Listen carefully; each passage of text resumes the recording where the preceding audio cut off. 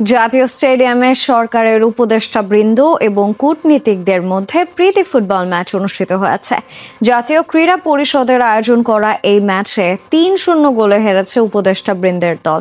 ক্রীড়া উপদেষ্টা আসিফ মাহমুদ ও আইন উপদেষ্টা আসিফ নজরুল রোমন্থন করেছেন শৈশবের স্মৃতি।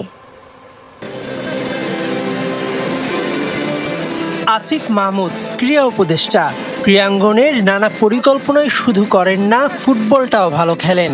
উপদেষ্টা ও কূটনীতিকদের মধ্যকার প্রীতি ফুটবল ম্যাচে দারুণ সব পাস আর শটে মাঠ মাতালেন।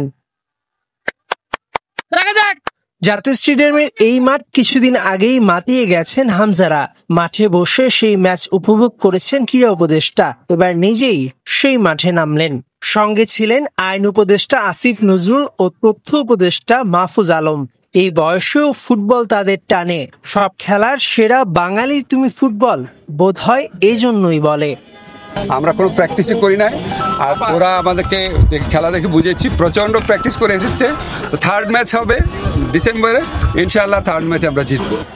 ম্যাচটায় ডিপ্লোম্যাটদের কাছে ৩-০ গোলে হেরেছে উপদেষ্টাদের দল। তবে এটা কেবলই প্রদর্শনী ম্যাচ হওয়ায় দিন শেষে এই রেজাল্টে কিছুই যায় আসে না।